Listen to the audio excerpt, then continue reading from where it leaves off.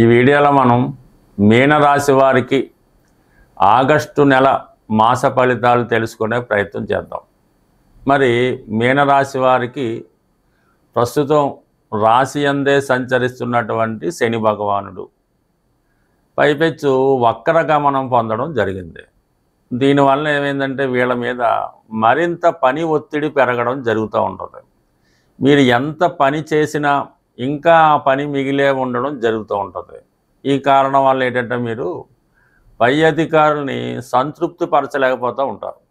సాధారణంగా ఒక ఆఫీసులో కానీ ఒక వ్యవస్థలో కానీ ఎక్కువ పని చేసిన వాడికి మళ్ళా పని అప్పచెప్పడం జరుగుతూ ఉంటుంది. అది ఇప్పుడు మీ విషయంలో జరుగుతుంది.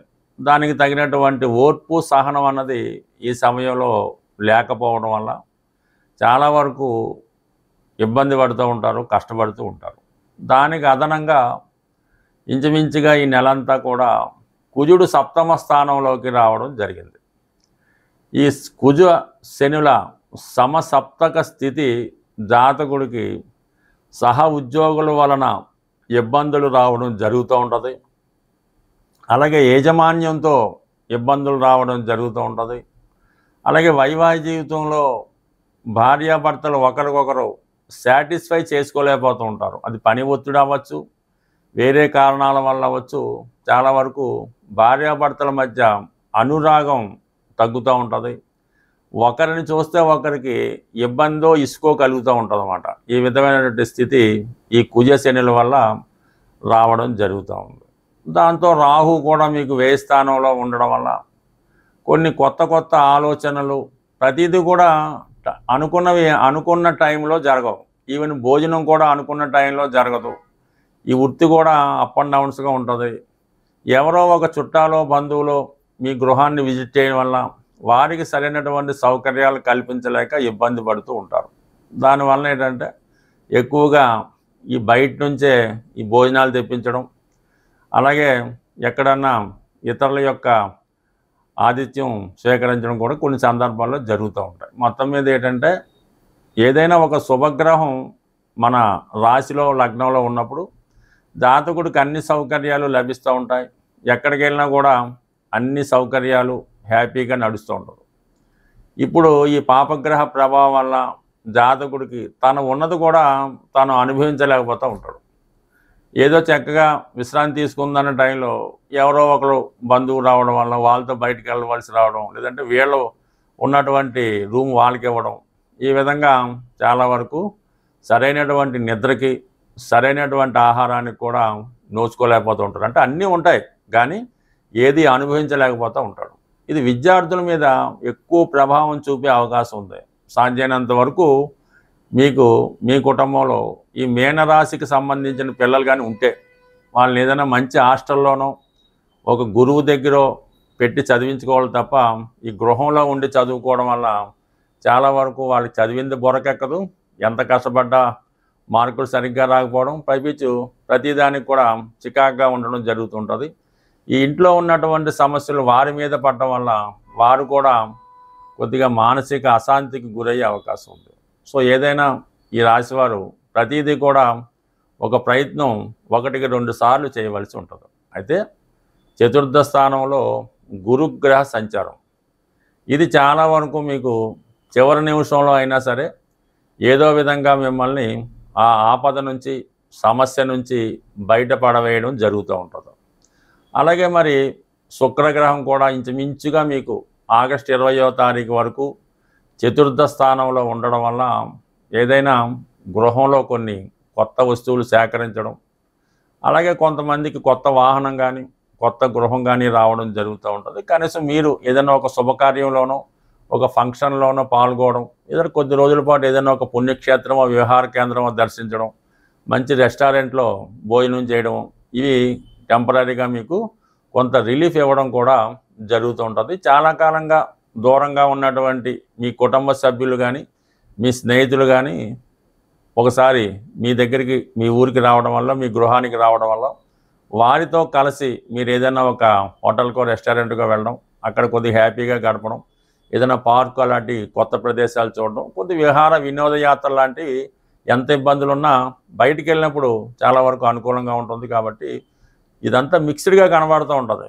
ఏదైనా ఈ గురువు సహకారం మీకు, ఎందుకంటే మిథున రాశిలో ఉన్నటువంటి గురువు అటు దశమ స్థానమైనటువంటి ధనుసుని వీక్షించడం జరుగుతుంటుంది. మరి మనకి ఈ 4 కార్నర్ రాశులు కూడా ఒకదానికొకటి సహకారం రావడం వల్ల ముఖ్యంగా ఉద్యోగపరంగా మీరు ఎంత కష్టపడినప్పుడు కూడా ఒక విధమైనటువంటి రిలీఫ్ వృత్తిపరంగా మీకు అది కొత్తది ప్రారంభించాలన్నా, పాతది విడిచిపెట్టి కొత్త దాంట్లో చేరాలన్నా చాలా వరకు మీకు వృత్తిపరంగా కొన్ని అవకాశాలు వస్తుంటాయి. కొన్ని తప్పనిసరి మార్పులు కూడా రావడం జరుగుతూ ఉంటుంది. అయితే ఈ సమయంలో మీకు ఏదైనా ఉద్యోగం చేయడం ఇష్టం లేదు, వేరే చోట మనం ఉద్యోగం ఎత్తుక్కోవాలి అనుకుంటే మాత్రం కంపల్సరీగా మీరు కొత్త ఉద్యోగం చేతికి వచ్చిన తర్వాత మాత్రమే ఈ పాత ఉద్యోగాన్ని విడిచిపెట్టాలి తప్ప తొందరపడి మానేస్తే తర్వాత చాలా రోజుల పాటు ఖాళీగా ఉండవలసి ఉంటుంది. కాబట్టి ఉద్యోగ విషయంలో మాత్రం ఎటువంటి ప్రయోగాలు చేయవద్దు. అలాగే ఆరోగ్యపరమైన సమస్యలు కూడా వచ్చే అవకాశం ఉన్నది. ముఖ్యంగా ఎవరికైతే థర్డ్ టైము ఈ జన్మశని నడుస్తుందో సాధారణంగా 60 పైన ఉన్న వాళ్ళకి ఈ మూడోసారి ఏలినాటి శని జరిగినప్పుడు చాలా వరకు ఇబ్బందులు రావడం కానీ, బెడ్ రెడ్ అవ్వడం కానీ, యాక్సిడెంట్లు కానీ జరిగే అవకాశం ఉంది. కాబట్టి ఎవరైతే వృద్ధులు అంటే 60 పైన 65 పైన ఉన్నవాళ్ళు చాలా వరకు ఈ జన్మశని ప్రభావం వల్ల, వ్యయంలో రాహు ప్రభావం వల్ల ప్రమాదాలు జరగవచ్చు, దీర్ఘకాలిక వ్యాధులు బయటపడవచ్చు, రాంగ్ మెడికేషన్ జరగవచ్చు, లేదంటే మీకు మీరు ఏదైనా మందులు వాడటం వల్ల సొంత ప్రయోగాలు చేసుకోవడం వల్ల కొన్ని ఇబ్బందులు రావచ్చు. ఏదైనా పెద్దలు వృద్ధులు మాత్రం చాలా వరకు ఆరోగ్యం కాపాడుకోవాల్సి ఉంటుంది.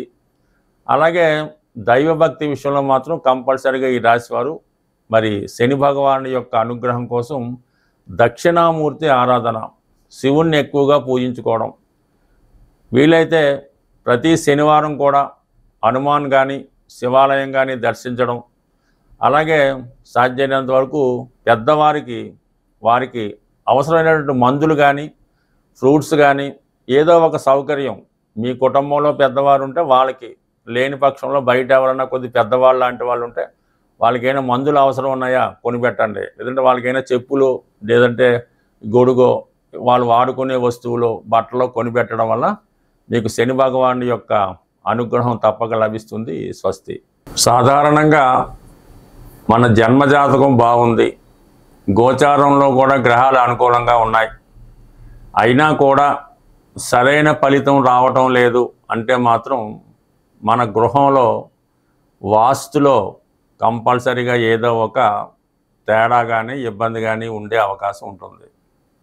అయితే ఇన్నగాలుగా మేము ఇదే ఇంట్లో ఉంటున్నాం, బాగానే ఉంది, ఇప్పుడు ఎందుకు ఇలా ఉందని కొంతమందికి అనుమానం రావచ్చు. ఏదైనా ఒక గృహానికి శంకుస్థాపన జరిగిన తర్వాత చాలా కొన్ని దోషాలు అయితే ఇమీడియట్గా వస్తాయి, నైరుతి లాంటివి ఉంటే. కొన్ని దోషాలు ఏంటంటే 7 సంవత్సరాల తర్వాత లేదా 14 సంవత్సరాలు దాటిన తర్వాత తమ ప్రభావాన్ని చూపడం జరుగుతూ ఉంటుంది. వాటి నుంచి మనం పరిష్కారం పొందాలంటే ఆ గృహంలో నిత్యం దీపారాధన, పుణ్య కార్యక్రమాలు, పూజా కార్యక్రమాలు, వ్రతాలు, నోములు జరుగుతుంటే చాలా వరకు ఆ పవర్ వల్ల ఆ వాస్తు దోషం అణిగి ఉంటుంది. ఏదో కారణం వల్ల మధ్యలో మానేస్తే ఇబ్బందులు కూడా రావచ్చు. అయితే శాశ్వత పరిష్కారం ఏంటంటే మీ యొక్క గృహంలో వాస్తు దోషం ఉన్నా లేకపోయినా దక్షిణామూర్తి ఫోటో వీలైనంత వరకు ఒక పెద్ద సైజులో ఉత్తరం గోడకి అమర్చవలసి ఉంటుంది. అది దక్షిణ వైపు చూస్తూ ఉంటుంది అన్నమాట. ఆ విధంగా అమర్చడం వల్ల గృహంలో ఉన్నటువంటి విద్యార్థులకి విద్య బాగా వస్తుంది.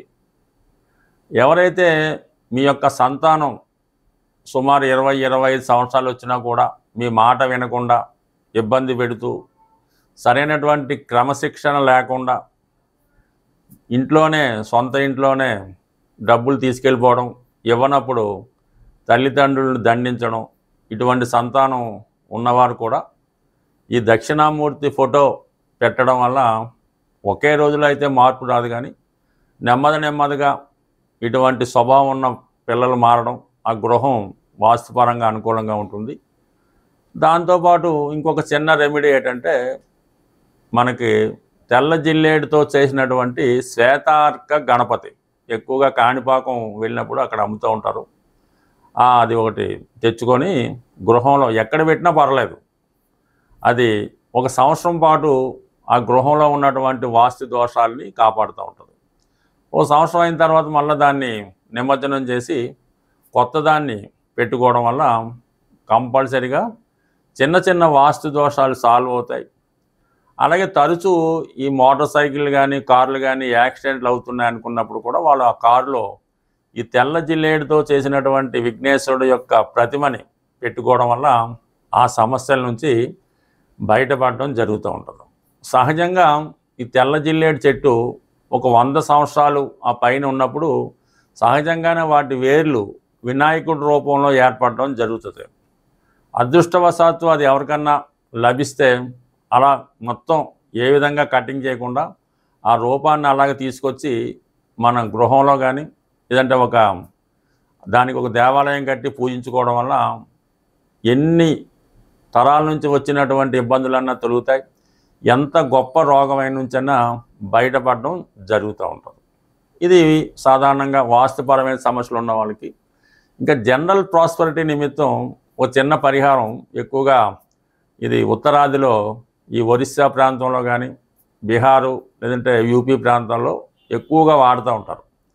ఏదైనా ఒక ప్లాస్టిక్ కవర్లో ఒక యాలక్కాయ 1 కానీ 5 కానీ, అలాగే లవంగాలు ఒక 5, కొద్దిగా కుంకుమ పువ్వు, కొద్దిగా పటిక బెల్లం అంటే పటిక బెల్లం ముక్కలు ఒక 5, అలాగే కొద్దిగా సింధూరం.